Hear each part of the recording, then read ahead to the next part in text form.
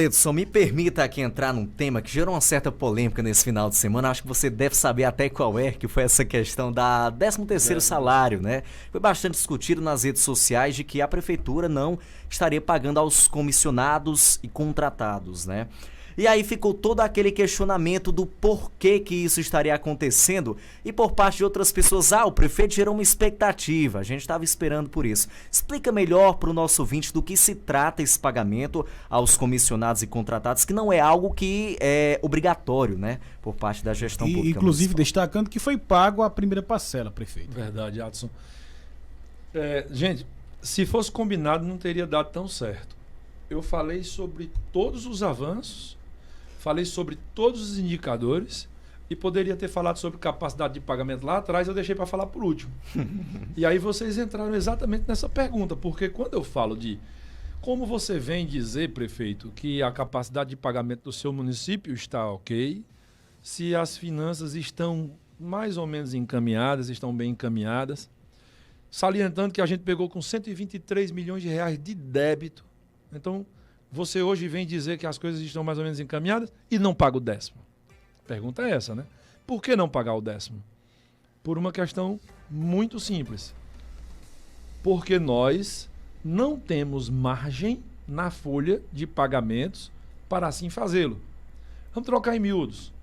A lei de responsabilidade fiscal exige que os gestores só gastem com folha de pagamentos até 54% da sua receita corrente líquida.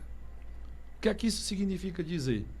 Que se você passar de 54%, o município fica negativado, ele descumpre o que está previsto na lei de responsabilidade fiscal e o gestor responde por improbidade administrativa e o município fica negativado, portanto, proibido de contrair financiamentos, proibido de receber transferências voluntárias.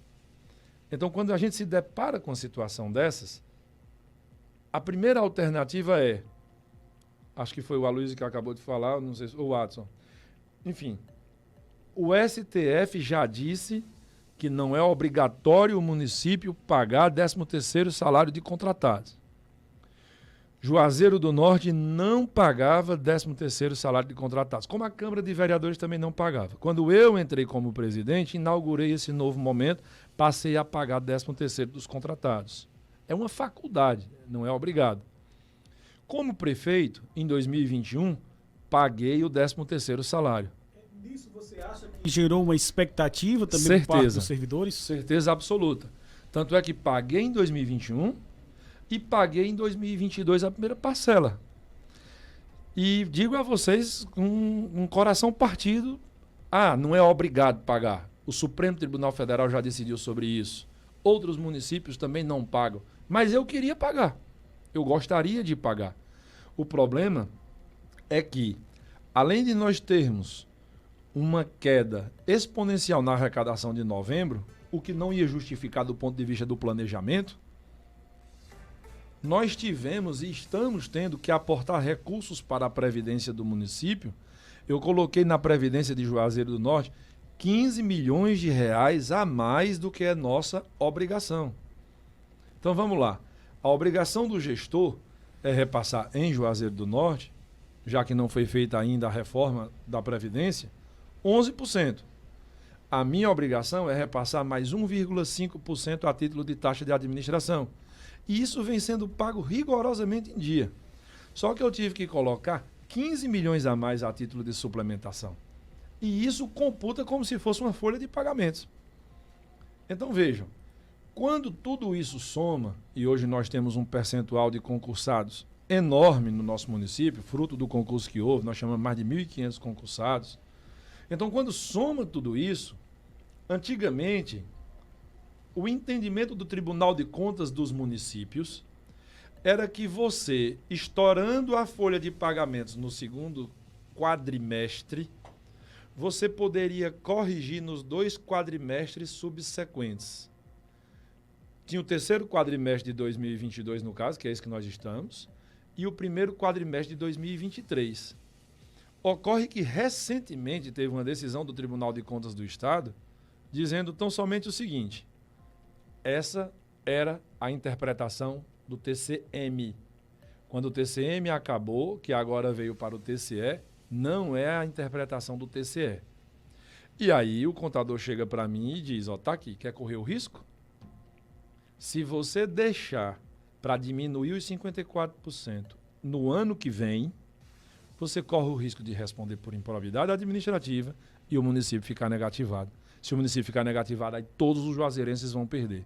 Então é óbvio que diante de uma situação como essas, eu não corri risco.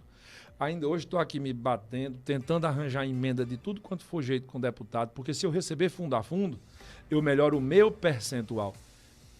Finalizo dizendo, não é uma questão de dinheiro para pagar a folha. O dinheiro a gente tem para pagar a folha. Na educação, especialmente, é dinheiro tranquilamente para pagar a folha do 13º. Mas se eu pagar, eu estouro o limite previsto na Lei de Responsabilidade Fiscal. E todo juazeirense sai perdendo com isso. Então, por conta de uma interpretação recente do Tribunal de Contas do Estado e porque eu estou tendo que botar 15 milhões de reais dentro da Previdência do nosso município.